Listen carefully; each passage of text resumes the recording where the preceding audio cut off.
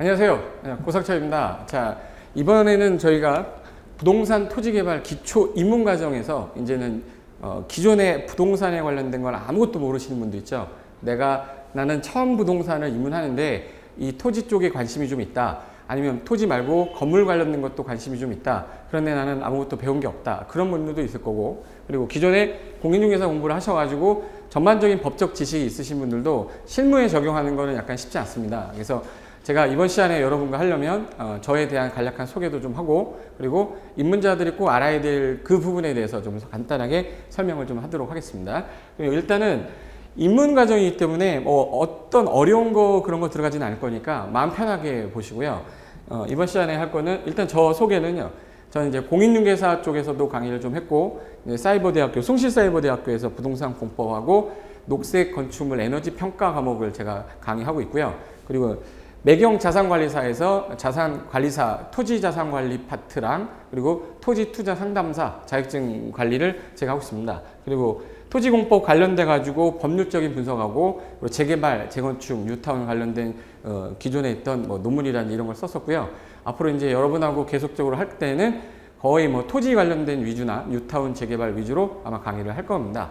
그래서 이번 시간에는 토지 가치 분석을 하기 위해서, 또는 토지 투자 상담을 하기 위해서는 기본적인 내용을 좀 알아야 어떤 스킬을 갖출 수 있는데, 기본적인 용어도 모르는 사람들한테 그런 투자를 어떻게 설명을 할 것이며, 내가 투자를 할 것이며, 그래서 제일 먼저 해야 되는 과정 중에 하나라고 생각하시면 되고요. 그리고 제일 어려워하는 게, 부동산은 토지하고 건축물이지만 토지는 약간 어렵습니다. 일반적으로 토지는 눈에 보이는 게 아니기 때문에, 눈에 보이지 않다 보니까 저 토지가 얼마냐라는 것도 정확하게 나와 있는 것도 없고, 그러다 보니까 내가 비싸게 사는 거야, 싸게 사는 거야, 이것도 판단을 못 하기 때문에 제일 먼저 내가 뭐를 처음부터 시작해야 되는 것이냐, 그런 것부터 진행을 해야 됩니다. 그래서 내가 만약에 이 토지를 투자를 하는 목적이 이게 두 가지, 일단 투자를 할 거냐 개발할 거냐, 아니면 공인중개사 자격증을 취득해서 중개를 할 거냐에 따라 내가 학습해야 되는, 내가 배워야 될 부분이 다릅니다. 그래서 투자라는 경우는 내가 직접 취득하는 목적이 투자다. 그러면 저 땅이 개발 가치가 어느 정도 되는지, 어떤 이용을 할 수 있는 땅인지를 판단하기 위해서는 제일 먼저 토지에 관련된 내가 기본 지식 베이스가 있어야 되는데, 일반적으로 법 관련된 게 좀 많죠. 그냥 기술적인 어떤 그 토지를 리모델링하고 이런 것보다는 이 토지에 지금 현재 취해져 있는 위치나 또는 어떤 계획에 의해서 개발 방향이 잡혀 있는지, 그런 것들을 일단 제일 먼저 하셔야 되고요. 만약에 중개를 하겠다 그러면, 중개하는 사람 입장에서는 계약을 성사시키기 위해서 지금 나온 토지 물건을 매수하는 자가 마음에 들게끔 이 토지의 장점이 뭐다라는 걸 정확하게 판단해서 얘기를 해주셔야 그게 일반적으로 중개에서 계약에 이르게 되는데, 그러면 브리핑을 위해서는 내가 어느 정도의 기본 지식이 있어야 될 거 아닙니까? 공인중개사 자격증을 땄다고 다 어떤 능력이 있는 건 아니고, 그리고 공인중개사 자격증이 없이 일반 투자자들이 오히려 더 많이 하는 경우도 많습니다. 그래서 제가 이번 시간에 할 거는, 토지 개발은 일단 매우 복잡합니다. 복잡하기 때문에 기초적인 법률 분석부터 해서, 그리고 앞으로 어떤 거를 해야 될 건지에 대해서 간략하게 사례를 통해서 어떻게 가치 분석하는 건지 한번 보도록 하겠습니다. 일단 토지를 보는 눈을 바꿔야 돼요. 토지는 단순하게 저 땅은 지금 현재 도로에 붙어 있어, 이런 거 아는 사람 있어요. 토지 옆에 도로 붙어 있으면 좋은 거다 모르는 사람이 어디 있습니까? 그죠?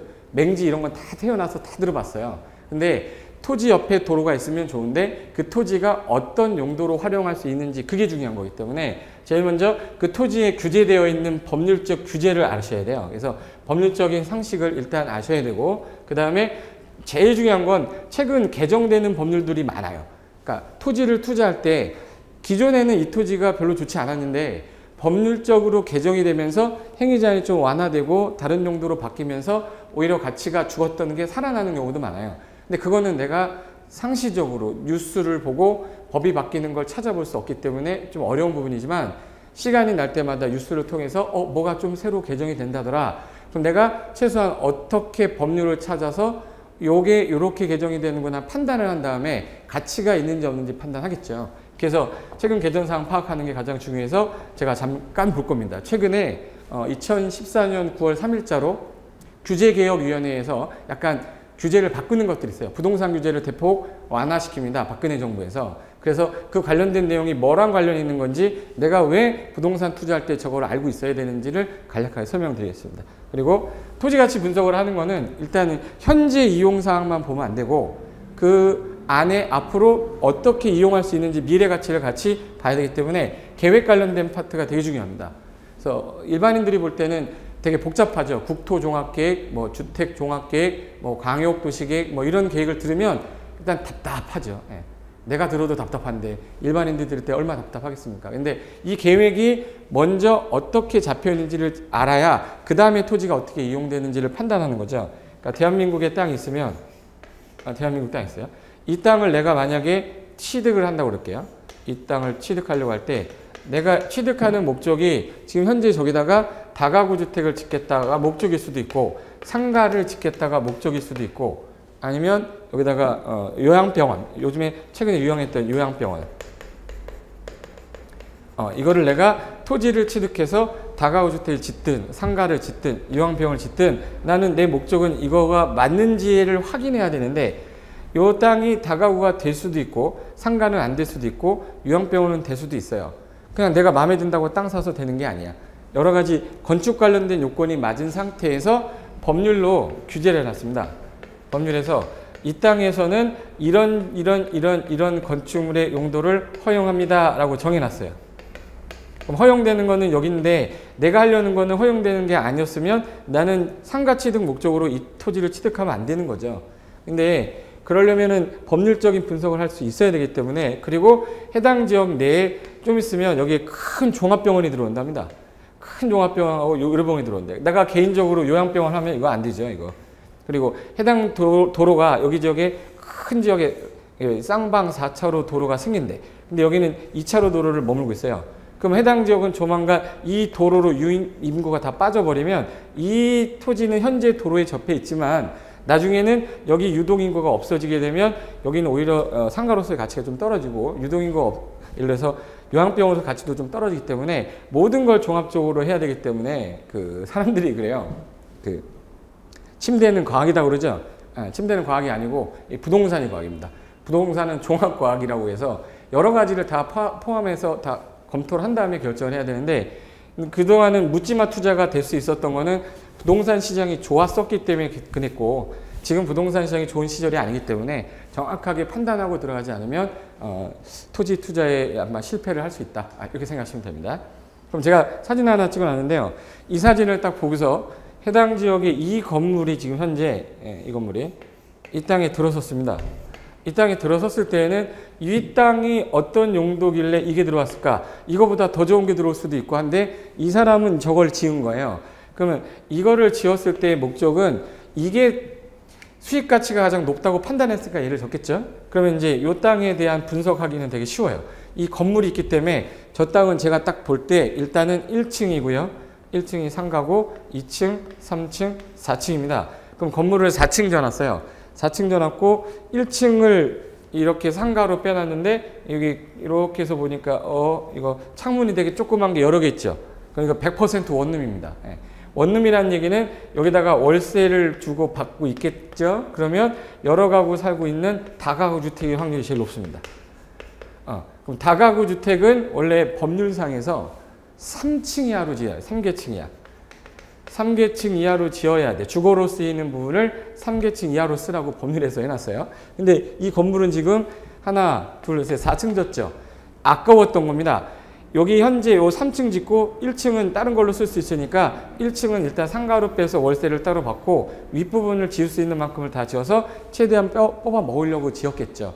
그러면 해당 토지가 용도 지역이 뭐냐면 지금 현재 처음 듣는 분은 용도 지역이 뭔지도 모르기 때문에 뭐 이건 중요한 건 아니라고 생각하는 분도 있겠지만 기본적으로 땅의 쓰임새를 정해 놓은 게 요 다가구 주택이 되는 땅이라서 이 주택이 들어갔을 겁니다. 근데 다가구 주택이라고 정확하게 내가 판단할 수는 없지만 등기부 등본 있죠. 건축물 대장을 뜯어보면 알겠지만 대략 건물 보고서 해당 용도 지역이 뭘 건지도 맞출 수는 있어요. 그럼 이제 요 사진하고요. 이 사진을 딱 보면 제가 울산에서 지나가다가 특이한 건물이 있어가지고 찍었었던 건데 옛날에 기억이 나서 다음 지도라고 있습니다. 그 사이트 가서 제가 찍었던 사진을 그 스크립한 건데 여기 보시니까 간판이 있어요. 간판이 있는데 간판이 지금 뭐에 중간에 막혀 있냐면 전봇대에 막혀 있습니다. 전봇대에 막혀 있어요. 이렇게. 그래서 마루라고 되어 있는데 뭔 마루인지도 모르겠고 한정식이란 말은 있으니까 식당은 맞아요. 근데 주차해 놓은 거 보니까 여기다 주차 안 돼 놓고 이거 단독주택까지 생겼죠. 그럼 이거 여기 해당 지역 내에서 이제 여기 주차해 놨죠. 그러면 이 전봇대 때문에 이 건물은 완전히 죽어버린 겁니다. 네. 그러면 이 전봇대를 치워야 되는데 치울 수 있는 방법은 한전에 전화해서 치워달라고 하면 치워줍니까? 안 치워줘요. 그러니까 이 토지를 어떻게 활용할 수 있는지에 대해서 이거를 옮길 수 있는 방법에 대해서 일단은 내가 머릿속에서 고민을 해야 되는데 이 고민을 안 하시는 거야. 이 땅 주인이. 땅 주인이 이거를 고민해가지고 이걸 어떻게든 치워서 새로운 목적으로 해야 되는데 이렇게 됐던 게 최근에 제가 지나가다 보니까 바뀌었더라고요. 그래서 어떻게 바뀌었는지 좀 보여드릴게요.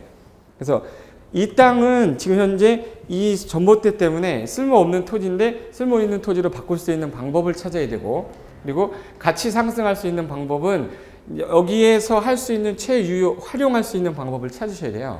그래서 확대한 사진인데 자 보세요. 딱 보니까 이 옆에 요 단독주택 같죠? 단독주택을 근린생활시설인 일반 음식점으로 용도 변경해서 한정식 집을 하던 집이었었어요. 근데 바로 옆에서는 지금 현재 이 건물을 올리고 있는데 지금 현재 1, 2, 3, 4, 5, 6, 7층 정도 가네요. 근데 바로 옆에 있는데 땅 크기도 되게 비슷해요. 근데 방금 전에 봤던 얘는요. 이 전봇대가 있죠. 근데 전봇대 있으면 전선 갈 거 아닙니까? 근데 여기 이 전선이 이렇게 가면서 이 건물도 지금 좀 약간 이 전선 때문에 공동구가 없다 보니까 약간 지저분하지만 이 사람은 출입하는 데 있어서 좀 장애물이 좀 없는 편이에요. 그래서 다시 가서 이제 한 6개월인가 있다가 다시 가서 제가 찍은 사진인데요. 지금 현재 아까 전에 있던 그게 없어졌습니다. 분명히 여기 요 한정식 마루집이라는 무슨 마루인지 모르겠어요. 저도. 근데 여기가 지금 현재 이렇게 바뀌었어요. 없어졌죠? 그래 놓고 땅 임대 이렇게 해놓은 거야. 기존에 있던 거 장사 안 되니까 그냥 그 건물 철거해버리고 임대해 줘버린 겁니다. 그럼 임대해 줘버렸는데 차 주차해놨는데 이걸 누가 쓸 거야 이거. 근데 그 사이에 이 건물은 다 지어서 올렸어요.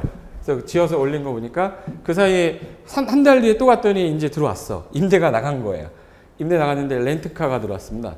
그 여기다가 컨테이너로 된 이제 2층짜리 이제 건물 갖다 놓고 여기서 이제 주차시켜 놓고서 이제 렌트하는 거예요. 그럼 이 사람 입장에서는 렌트카를 하려는 사람 입장에서는 이게 필요가 없었던 거죠. 여기다가 뭐 사람이 유동인가 오는 것도 아니고 해당 지역에서 주차만 하고 세차만 해서 사람들이 차 꺼낼 수 있으면 되니까 이걸로 임대를 한 건데 분명히 비싸게 하지는 않았을 거예요. 싸게 나갔을 거예요. 그래서 이제 현재 이렇게 하고 있고 근데 바로 옆에 이 똑같은 땅인데 이 옆에 있는 이 땅하고 이 땅은 용도적도 똑같고 면적도 거의 비슷했었어요. 근데 여기는 지금 현재 명신 하이빌이라고 해서 보니까 원룸 같은 거 지어놨네요. 그죠? 원룸 지어놓고서 위에 임대를 했다거나 여기 밑에는 이제 주차장으로 뺐고요. 주차장으로. 그래서 이런 형태로 지금 현재 같은 토지인데도 이용하는 목적이 다른데 얘는 이 건물을 지어서 수익을 창출하고 있지만 이 옆에 있는 거는 이 전봇대 때문에 이미 똑같은 땅이라고 해도 활용도가 뚝 떨어져 버리는 거죠.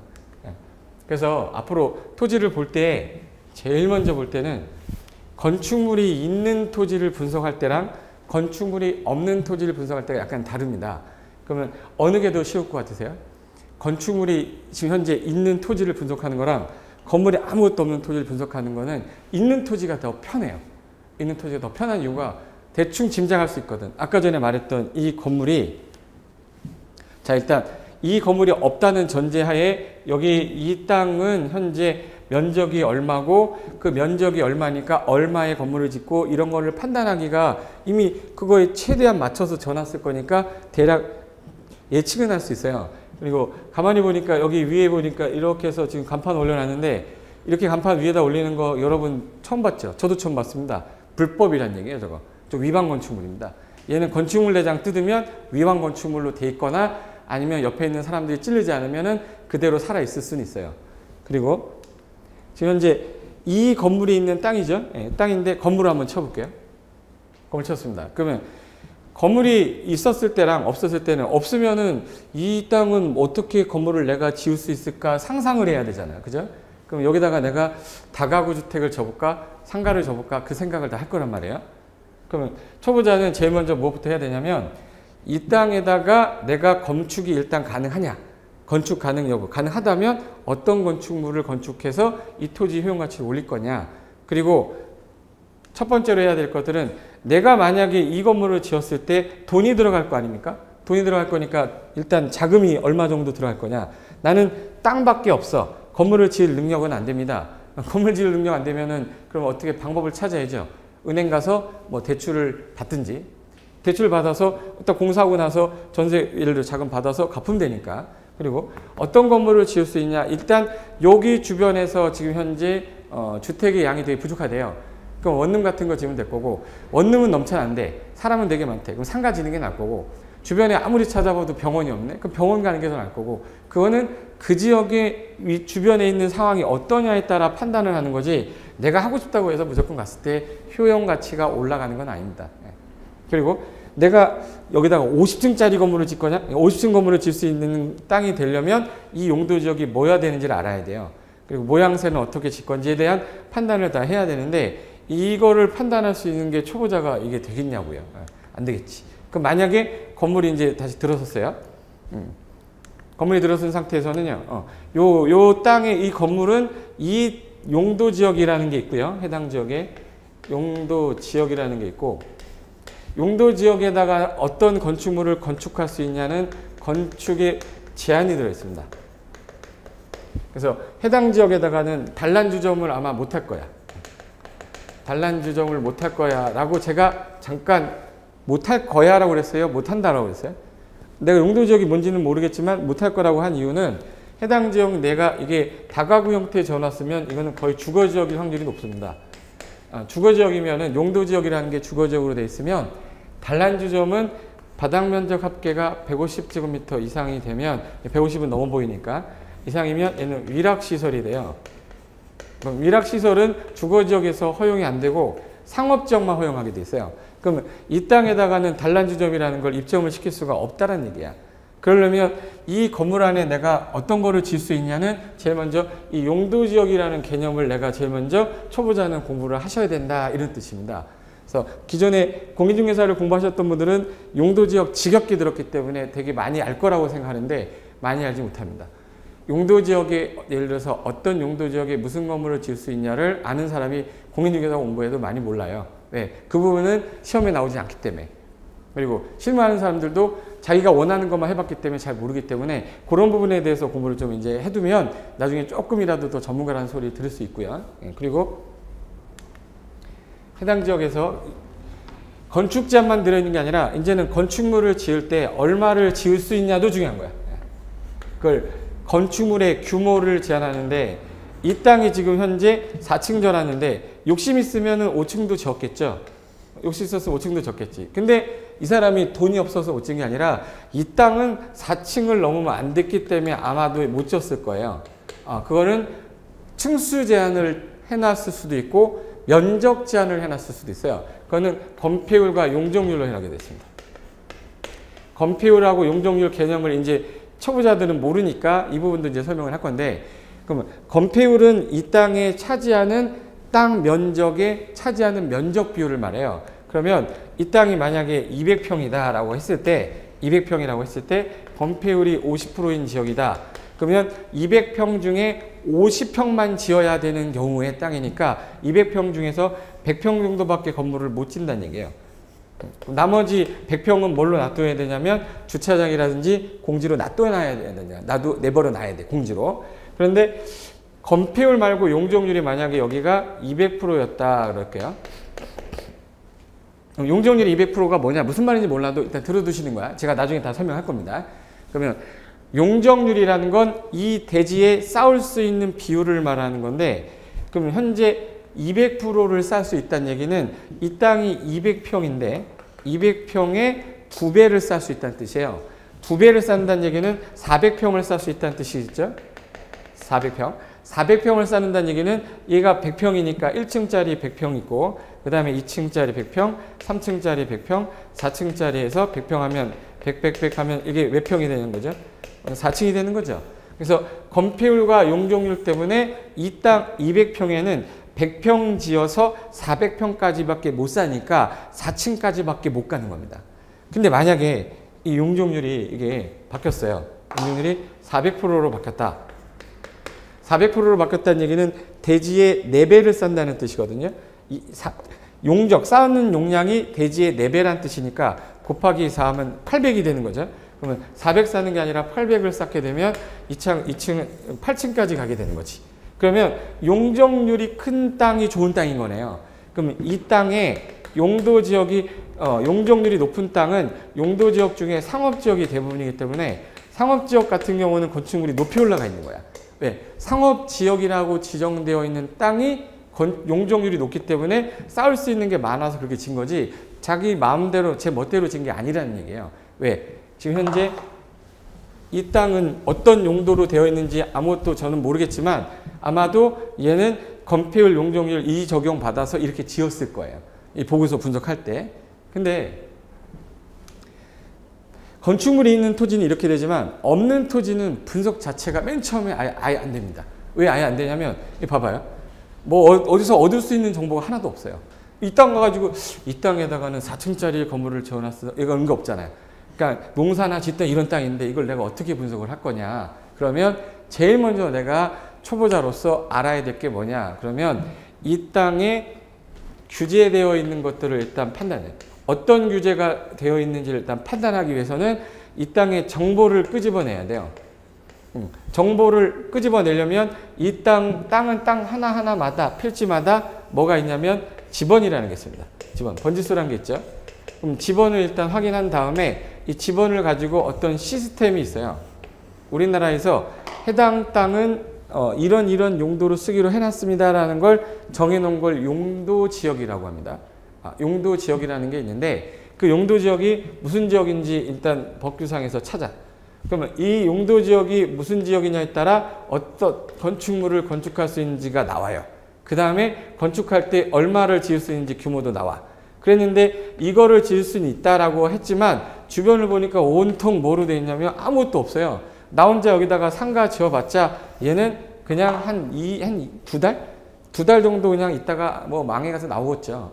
그러면 얘는 주변 상황을 봤을 때 내가 짓고 싶은 건축물을 짓는 게 아니라 해당 지역에서 제일 최유효 이용할 수 있는 것들을 찾아서 가야죠.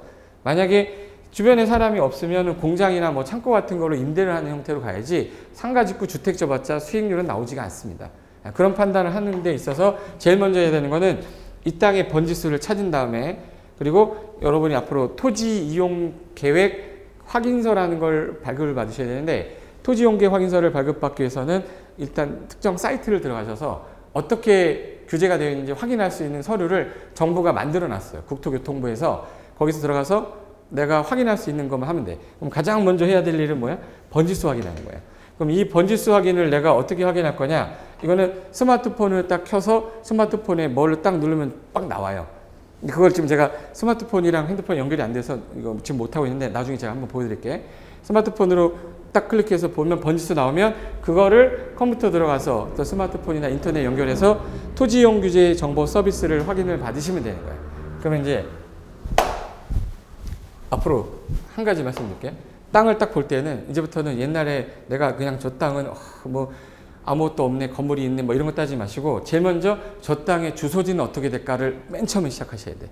주소지를 내가 알면 저 땅은 현재 어떤 규제가 되어 있는지를 내가 판단할 수 있거든요. 그걸 하기 위해서 일단 추정할 수 없기 때문에 분석할 자료를 찾기 위해서 번지수를 알아야 되는 거야. 그러면 제가 웃긴 글이 하나 있어서 내가 넣어놨는데 누나는 매일 공부하는데 공부 못한다. 이거는 6살짜리가 7살짜리가 일기 쓸 때 썼대요. 8살짜리인가 7살짜리인가. 누나는 매일 그림 그리는데 그림 못 그린다. 누나는 매일 노래 부르는데 노래 못 부른다. 저 여자는 잘하는 게 뭐야. 얘가 볼 때는 맨날 하는데 못하는 거니까 순수하게 얘 눈에 봤을 때는 못하니까 저 여자는 잘하는 게 뭐냐 이런 거잖아. 그러니까 땅도 마찬가지예요. 내가 저 토지를 봤을 때 이 토지가 내 상상으로 저기다가 이거 했으면 좋겠다, 이거 했으면 좋겠다, 이거 안 돼요. 이거 하라고 정해놨단 말이야. 법에서 또는 계획에서 국가가 법에서 이거로만 써라, 계획에서 이렇게 해서 개발해라 라고 정해놨는데 내 마음속에서 그 건물 짓겠다라고 상상해놓고 땅 샀다가 안 되면은 괜히 산 거잖아요. 그렇기 때문에 순수하게 상상력을 발휘하면 안 되고 순수하게 법률에서 어떻게 되어 있는지 그런 판단하는 게 가장 중요한 거라서 내 개인적인 판단은 절대 부동산 분석하시면 안 돼요. 그리고 규제 대상을 정확하게 파악한 다음에 그러면 허용되는 게 이거라면 가장 우선적으로 봤을 때 수익이 창출이 될 수 있는 거를 찾는 거지. 그래서 가야 되는데 제가 사례 토지 한번 분석 한번 해볼게요. 자, 예를 들어서 지금 현재 서울특별시의 송파구 풍납동에 298-11번지인데 제가 지나가다가 봤던 토지라서 그냥 한번 써본 거예요. 근데 제일 먼저 알아야 될 게 번지수입니다. 풍납동의 298-11번지의 땅입니다. 땅인데 제가 확인해 보니까 용도지역이라는 게 아까 있다고 그랬죠.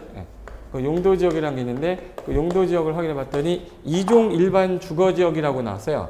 그러니까 처음 공부하시는 분은요, 부동산 처음 접하시는 분은 2종 일반 주거지역이 뭐야? 이거부터 시작하실 거야. 이게 뭐야? 이건 내가 설명을 드릴 테니까 좀 이따가. 일단은 느낌이 주거지역이라고 돼 있으니까 뭐 주택 같은 거 지능갑다 이런 느낌은 오죠. 자기 상상력으로 하지 마세요. 2종 일반 주거에서 할 수 있는 거는 법에서 규제되어 있어요. 법에서 이런 거만 해라라고 나열을 해놨기 때문에 여기 나열되어 있는 것만 가능한 거니까 여러분 상상력으로 하지 말란 얘기야. 그러면 2종 일반 주거에서 어떻게 할 수 있는 건데 그거를 찾는 방법을 여러분이 인터넷 사이트에서 들어가서 찾는 방법을 배우면 되는 거야. 상상하지 말고. 그리고 만약에 이거 하고자 했는데 이게 마침 된다고 돼 있다. 그러면 제일 먼저 이 땅이 면적이 얼마인지를 알아야 되는데 여기 나왔네요. 300제곱미터랍니다. 그럼 내가 저 땅 300제곱미터에다가 뭐를 지을 수 있다는 건 알았지만 얼마를 어떻게 지냐도 또 규제되어 있단 말이에요. 그런데 현재 소유자는 고상철이라는 사람이랍니다. 그리고 내가 그러면 이 땅에다가 얼마짜리 건물을 지을 거냐? 그러면 요 2장 일반 주거지역에는 건물을 지을 때 건폐율, 용적률이라는 게 아까 있다고 그랬죠? 저는 이거 외워놨기 때문에 건폐율이 2종 일반 주거지역은 얼마로 되어 있냐면 60%로 되어 있어요. 용적률은 250으로 되어 있습니다. 이건 이제 해당 법률 시행령에서 이렇게 정해져 있는데 그러면 내가 대략 그림을 그리면 제가 한번 그려볼게요. 이게 만약에 300제곱미터입니다. 이게 300제곱미터예요. 300제곱미터 땅에 건축물을 덮을 수 있는 비율을 건폐율이라고 그래요. 건폐율이 현재 60%니까 300에 60%면 6, 3, 18. 그러면 여기 180제곱미터를 여기다 덮을 수 있는 거라. 이렇게 해서 180제곱미터. 그럼 여기다 180제곱미터를 지을 수 있는 거죠. 근데 계산하기 좀 불편하니까 제가 그냥 이거 60%인데 50%로 해서 계산을 할게요. 그러면 50% 질 수 있다 그러면 300에 150이 되겠네. 그죠? 예. 근데 용적률이 250%입니다. 250%인데 시행령에 가면 요거보다 조례에서는 더 줄여서 200으로 해놨을 거예요. 서울시는 200%예요. 그럼 대지의 300제곱미터인데 대지의 2배를 쌓을 수 있게 용적률, 대지에서 쌓는 용량, 그게 용적률인데 그게 600이란 뜻이니까 이게 다 더했을 때 600이 나오려면 하나가 더 있으면 150이죠? 하나가 더 있으면 이제 이렇게 싸게 4개죠, 이렇게. 그럼 150, 150, 150. 이거 다 더하면 얼마가 되는 거예요? 600. 그럼 여기 땅은 300제곱미터에 최대 150제곱미터 1층짜리 지어서 일자로 지었을 때 600제곱미터짜리니까 4층 질 수 있다. 이렇게 된 거야. 그러니까 제가 지금 한 거는 이거 하나만 보고 설명한 거지 딴 거 보고 설명한 게 없어요. 면적이 300제곱미터일 뿐이죠. 그러면 내가 여기다가 4층짜리 건물을 지어서 1층은 뭐 슈퍼를 하고 미용실을 하고 2층은 학원으로 내고 이런 거 했을 때 여기 옆에 유동인구가 있어야 될 거 아닙니까? 여기 유동인구가 얼마 되지도 않으면 이거 하면 안 되죠. 그 다음에 이제 이걸로 수익을 올리기 위해서는 상권이 어떻게 되냐도 판단을 좀 해야죠. 예. 그리고 나서 이 땅을 내가 샀을 때 투자 가치가 있을까 없을까를 판단하기 시작하는 거지 사람들이 일반적으로 싸게 나왔대 급매래 이거는 아니죠. 그 싸게 나오는 게 기준이 뭔데? 10억짜리가 1억에 나오면 싼 겁니까? 원래 옛날에 5천만 원짜리인데 10억 가다가 떨어진 건데 그거는 판단하기 나름이기 때문에 그 판단은 아무개나 하면 안 돼요. 예. 그래서 제가 구체적으로 한번 사례를 한번 연습 한번 해볼게요. 자, 그럼 여기 한번 봅니다. 이 땅이었어요. 이 땅. 이 땅에 현재 300제곱미터 이 땅에다가 그러면 주변에 보니까 뭐 주택 지어놨죠. 그죠? 예. 그럼 여기다가 제일 먼저 내가 하려면 뭐부터 해야 되냐? 제일 먼저 해야 되는 게 부동산 정보를 파악해야 되는데 부동산 정보 파악하는 순서를 제가 말씀을 드릴 테니까 이대로 한번 집에서 연습을 한번 해보는 거예요. 자, 일단 최우선적으로 해야 될 게 주소지 확인이야. 그 토지의 현재 주소가 어떻게 됐냐? 그래서 주소지 확인한 다음에 그 다음에 토지 이용 계획 확인서라는 게 있어요. 그래서 다음 검색창에다가 네이버나 다음 검색창에다가 이렇게 토지 이용 계획이라고 한번 치시면 돼. 토지 이용 계획 확인서인데 정확한 명칭은요. 토지 이용 규제 정보 서비스라고 있어요. 이건 아주 제가 초보자들을 위해서 설명하는 거니까 기존에 아시는 분들은 그냥 넘어가시면 됩니다. 이 서비스 가면 루리스입니다. 국토교통부에서 만든 건데 루리스라고 이 사이트 가서 토지용계획 확인서를 발급을 딱 일단 받아야 돼요.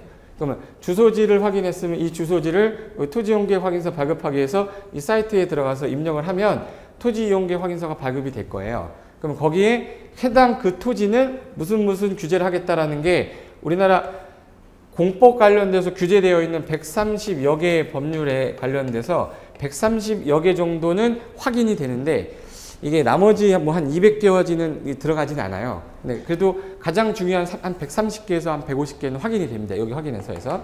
그래서 해당 용도지역 등이 뭐냐, 뭐 기타 규제된 게 뭐냐를 확인한 다음에 그리고 내가 건축할 수 있는 건축물이 뭔지 가능성을 판단하는 건데 그러려면 제일 먼저 토지이용규제정보서비스 사이트 접속하고 그 다음에 주소 입력하고 근데 용도지역이 뭐냐 이 개념도 모르는 사람은 해석을 못하겠죠. 그러니까 이제부터 용도지역이 뭐고 기타 다른 규제들이 뭐냐를 이제부터는 토지 공부하시는 분들은 하나씩 해나가야 돼요. 하루아침에 이거를 뭐 책 읽듯이 고시 공부한다고 해서 되는 건 절대 아닙니다. 근데 하나씩 사례 분석하다 보면 되는 거니까. 그리고 나서 용도지역에 적용되어 있는 건폐율이 얼마냐, 용적률이 얼마냐, 건축법상 높이 제한은 있느냐, 주거지역이면 분명히 또 1조 제한하고 사선 제한이라는 게 또 들어갑니다. 주거지역이다 보니까 햇빛을 받기 위해서 건물을 좀 약간 못 짓게 해놨어요. 그런 제한이 또 있고 그리고 나서 어떤 토지로 이용하는 게 가장 효율적인 거냐 이런 판단을 하거나 브리핑이 가능해지는 거니까 그러면 제가 한번 이 사이트 한번 보여드릴게요. 이게 루리스 사이트예요. 루리스라고 토지이용 규제 정보 서비스라고 검색하면 제일 먼저 이렇게 들어가요. 정책 속에 있고 토지 이용 계획이라고 있죠. 요거를 클릭하면 토지 이용 계획 열람이라고 나옵니다. 토지 이용 계획 열람이라고 나오면 그 열람을 클릭하면은 이렇게 나와요. 아까 전에 그 땅의 주소가 송파구 풍납동 그리고 298-11이라고 그랬죠. 그래서 제가 이제 요거 클릭하면 이제 서울시 경기도 이렇게 쭉 나오겠죠. 그 클릭한 다음에 요 번지수를 열러서 열람을 클릭을 딱 하는 거예요. 그럼 이제 해당 요 땅의 표시가 이제 지적 확인 도면입니다, 이게. 그 중에 이렇게 생긴 땅인데 앞에 보니까 도로가 지금 도라는 건 도로를 표시한 거예요. 도로가 지나가고 도로쪽 지나가고 그리고 현재 요 땅 위치 보니까 이쪽은 큰 대지고요. 이쪽은 잘게 쪼개진 대지네. 그리고 이제 뭐 복잡하게 막 써 있죠. 그럼 제일 먼저 확인해야 되는 게 일단 지목이 뭐라고 되어 있냐면 대. 그럼 처음 공부한 사람은 지목이 대가 뭐야? 이거부터 이제 또 공부를 해야 돼요. 또 지목이 총 28개가 있는데 땅의 목적이라고 그래서 이 땅은 농사를 지어라 라고 해놓은 거는 보통 밭농사는 전, 논농사 짓는 거 답. 그리고 예를 들어서 과수원, 나무 심어가지고 그 과수하는 과수원 이런 게 이제 농지예요. 근데 건물을 지려면 전답 과수원에는 건물을 못 짓고 건물을 올릴 수 있는 대로 바꾸셔야 돼. 근데 지목은 제가 바꿀 수가 있어요. 개발행위 허가 받아서 지목을 바꿀 수는 있는데 용도 변경을 못하기 때문에 일단 지목은 뭐로 돼 있어요? 대. 그리고 면적이 116제곱미터인데 계산하기 편하게 하려고 아까 제가 그냥 300제곱미터라고 쓴 건데 이거는 116제곱미터인데 300이라고 써 있다고 생각하고 합니다. 그리고 개별 공시가가 지금 현재 1제곱미터당 개별 공시가에서 현재 200만 원 써 있거든요. 2013년 1월 달 기준입니다. 그러면 현재 1제곱미터당 개별 공시가라고 했으니까 개별 공시가는 정부가 세금을 징수하기 위해서는 땅에 대한 세금을 징수하기 위해서 어떠한 공개적으로 국가가 공시하는 가격이 있어야 돼요. 그래서 매년 1월 1일자로 발표를 하게 돼 있어요. 그래서 그걸 개별 공시지가라고 하는데 그 공시지가가 1제곱미터당으로 되어 있기 때문에 우린 그동안 평당 얼마냐란 말을 했었잖아요. 그럼 평은 3.1평이 3.3제곱미터이기 때문에 그럼 여기다가 3.3 곱하면 3.3제곱미터가 한 평이 되겠네. 여기 200만 원에다가 3.3을 곱하면 평당 가격이 나오는 거예요. 대략적으로 3 곱하면 3, 2, 6, 600만 원이죠. 한 600만 원 좀 넘는 거야. 평당 600만 원 좀 넘는 땅이고 해당 지역에 어떤 규제가 되어 있냐를 이제 표시를 해준 건데 현재 지역 지구 지정이 어떤 게 되어 있냐를 표시한 건데요. 우리나라 만약에 그 토지에 규제하는 법들이 100개 있다 그러면 100개 중에 국토계획법이 가장 1순위고요. 나머지는 99개는 다른 법률 규정이 여기 표시됩니다. 그러니까 국토계획법이라는 법이 있는데 아직 그 부분 아직 안 배웠으니까 그럼 그 부분에서 규제되어 있는 게 이렇게 돼 있대요. 첫 번째 도시지역이라고 돼 있고 아직 처음 하는 거라 아무것도 모르겠지만 그냥 봐두시는 거야. 이거를 제가 설명을 좀 이따 할 겁니다. 그리고 2종 일반 주거지역이라고 돼 있고 7층 이하 되어 있습니다. 그리고 현재 도로에 접함이란 말은 도로에 붙어 있을 때를 쓰는 거고요. 도로에 붙어 있죠 지금. 근데 여기 지역 같은 경우는 이쪽에 도로가 만약에 없다 그러면 이런 말이 안 나와요. 그러니까 접해 있으니까 개인 사도인가 봐요. 개인 사도에 접해 있다. 그리고 나머지 기타 관계 다른 법률에서 해당 지역이 여기가 풍납동이 여기 옆에 한강 있습니다. 한강 여기 고수부지고요. 한강이고 그 다음에 이쪽에 이제 고수부지 다음에 여기 도로 있고 그 다음에 여기 아파트 있고 이렇게 돼 있는 건데 한강 주변에 가면은 물이 흐르다 보니까 가축 사육을 했을 때 가축이 그 버리는 배설물 있죠. 그게 물을 엄청 흐립니다. 그래가지고 물을 워낙 흐리기 때문에 물 흐리는 거를 조금이라도 좀 제한하기 위해서 가축 사육 제한구역이라는 게 들어있어요. 근데 우리가 건물을 짓는데 축사를 이런 도시지역에서 하진 않을 거 아니야. 그러니까 이건 규제가 아무런 상관이 없어. 내가 건물 짓는데 아무런 상관없어요. 그런 법률들을 하나씩 이제 이해를 해 나가야 되는데 이거를 뭐 30분 뭐 1시간 들어서 이해될 수 있는 게 아니기 때문에 이렇게 돼 있다. 가장 중요한 법 하나에서 용도지역 찾아놓고 다른 법률 규제가 있고 기타 토지이용 규제기본법에 대한 규제는 아무것도 없다. 그럼 이 땅에 대한 정보는 다 끄집어냈어요. 1제곱미터당 200만 원. 근데 실질적인 거래되는 금액은 이거보다 좀 비싸겠죠. 예. 그러면 사립토지 분석하면 자 아까 땅이 얼마였어요? 그러면 일단 제가 지금 하고 싶은 게 다가구 주택입니다. 다가구 주택. 예. 직장인들 꿈의 집이 다가구죠. 예. 매달 월세 나와요. 지하 1층에서 상가에서 200씩 나와서 400. 그리고 주택 6가구 져서 하나는 내가 살고 5개 가구에서 월세 뭐 50만 원씩 5, 25, 250만 원. 그리고 밑에서 200, 200. 매달 650만 원 월세 받는 거. 저거 주택 한번 줘볼게요. 한번. 그러면 아까 면적이 얼마였냐면 해당 지역이 대지 면적이 300제곱미터였죠. 근데 건폐율이 여기 보면 건물 지을 수 있는 비율이 건폐율이라고 해서 50%로 조례가 돼 있단 말이에요. 2종 일반 주거는 서울시에서. 그러면 이제 내가 300제곱미터에 대해서 지을 수 있는 건축물의 면적은 50% 지을 수 있는 거죠. 그러니까 150제곱미터가 되는 거지. 그런데 용적률이 확인해 봤더니 대지 이거에서 쌓을 수 있는 비율이 대지의 2배를 쌓는다. 그럼 600을 쌓을 수 있는 거니까 150짜리가 몇 개가 있어야 되는 거냐면 4개가 있어야 돼요. 4개가 있으면 몇 층 짓는 거네? 4층. 그럼 이 사람이 4층을 짓는데 이 150제곱미터면은 면적이 몇 평이냐면 3, 5, 15, 3, 1은 3이니까 45평이면 너무 크잖아요. 그럼 중간에 잘라야죠. 잘라가지고 75제곱미터로 나눠야 돼. 그럼 여기 75로 나누면 되겠죠? 그럼 이제 1층에다는 GS25로 임대 주고 여기는 호합인으로 일단 주는 거야. 여기 호합인으로 이제 임대 줄 때 여기서 나오는 월세가 얼마 정도 나올 건지 계산해 봐야 될 거고 그리고 나는 여기다가 이제 혼자서 내가 여기 살고 요 5개 집은 임대 주겠다. 그러면 5개는 임대를 하고 1개는 내가 사는 겁니다. 1개는 내가 살아. 근데 75제곱미터니까 평수로 따지면 22평 정도 됩니다. 그럼 22평짜리 주변에 전세 금액이 1억이래요. 그럼 이제 보증금 1억이면은 요 5개에서 5억 나오는 거죠. 그 5억으로 건축비 충당해 버리면 돼. 그러니까 나는 땅만 있으면 돼요.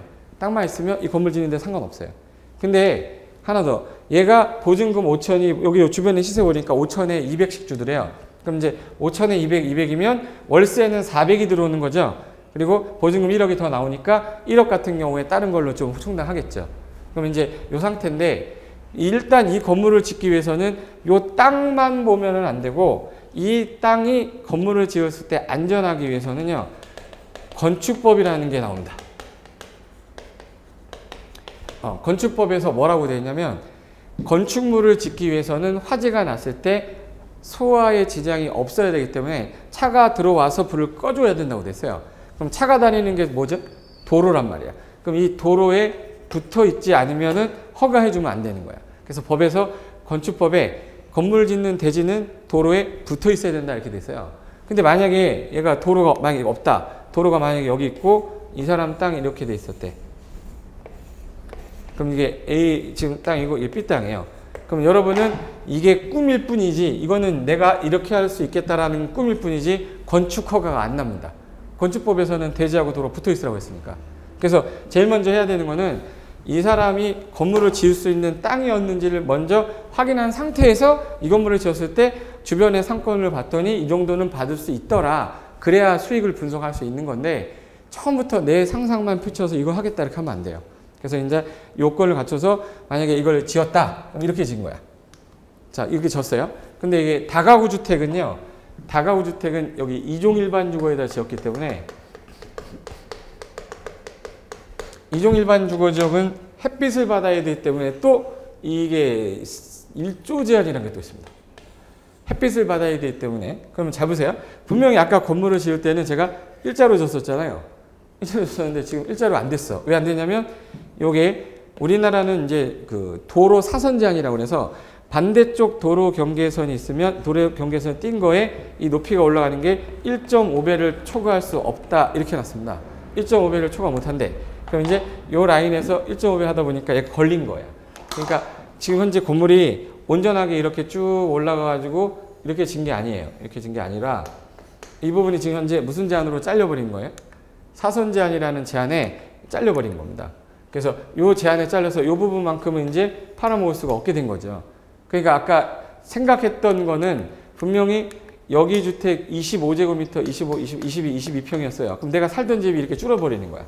그리고 1억 받는다고 그랬는데 여기는 좀 작으니까 1억 아니라 9천, 8천, 9천 이렇게 받겠죠. 그러니까 내가 생각했던 거랑 약간씩 달라지는 경우가 있기 때문에 이런 것들에 대해서 제일 먼저 분석을 좀 하고 그 다음에 들어가야 돼요. 그래서 이 주택 같은 경우는 1층을 이렇게 상가로 뺀 거고 주택 짓고 최대한 더 지어먹으려고 다락방까지 만든 겁니다. 그럼 이제 지금 제가 할 수 있는 거는 뭐만 한 거냐면 제가 간단하게 한 거예요. 간단하게 한 건데 이제부터 다른 거는 모르겠다. 지금 현재 이 상황에서 보세요.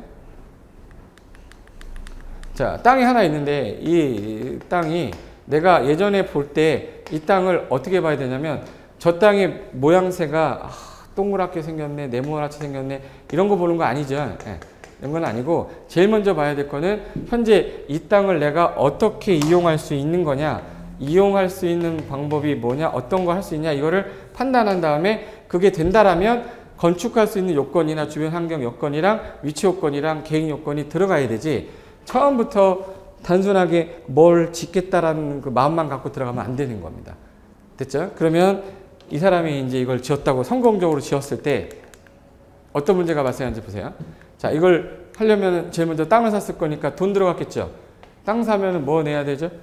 세금 내야 돼. 세금 내야 되고 중개 주신 분한테 중개 뭐 내줘야죠? 수수료 내줘야 돼. 중개 보수라고 그럽니다. 그럼 이거 대략적으로 취득할 때 내는 돈이 뭐예요? 취득세. 팔 때 내는 거 뭐예요? 양도세. 그 관련된 거를 어떻게 낼 건지에 대해서 간략하게 핸드폰으로 확인할 수 있는 것들은 제가 어떻게 하는 건지 설명을 좀 드릴 테니까 잠깐 쉬었다가 그 부분에 대해서 좀 설명을 좀 드리도록 하겠습니다. 잠깐만 쉬었다 하겠습니다. 자, 수고하셨습니다.